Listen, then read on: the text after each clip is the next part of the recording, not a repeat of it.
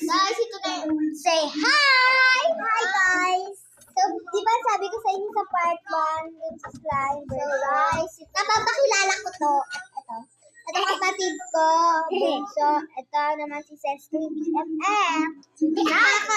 Ayos lang namin. Strict kami sa so, nag-strict na sila. So, ito na nga, gagawin na nga namin yung surgery.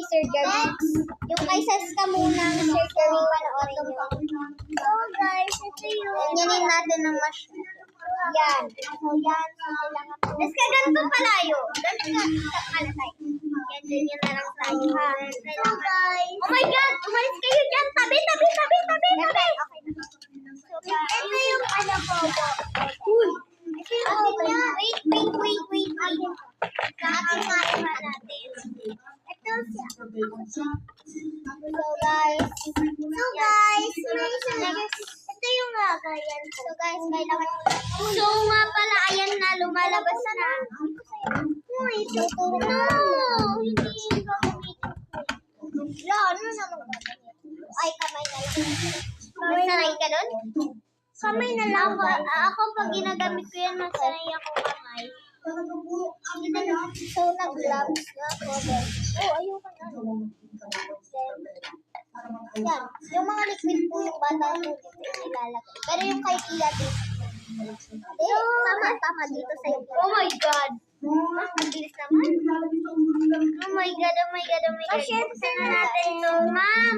Dadahan ako yung ito yung gagawin yan, guys. Balat na balat po yung bata. Ito yung bata. Ayan. Bubuksan na natin. Ito yung bata. Guys, nasan yung bata?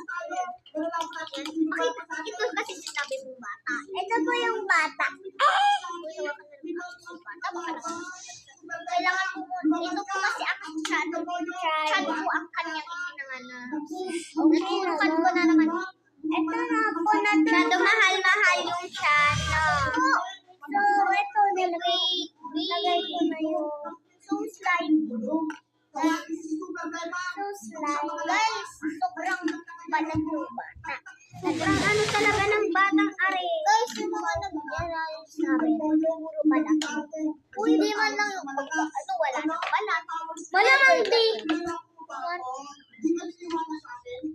May iba kasing ganyan na wala, di ba? Pero mahirap yung walang balat ng bata. Kasi nakakaiba na yan, baka meron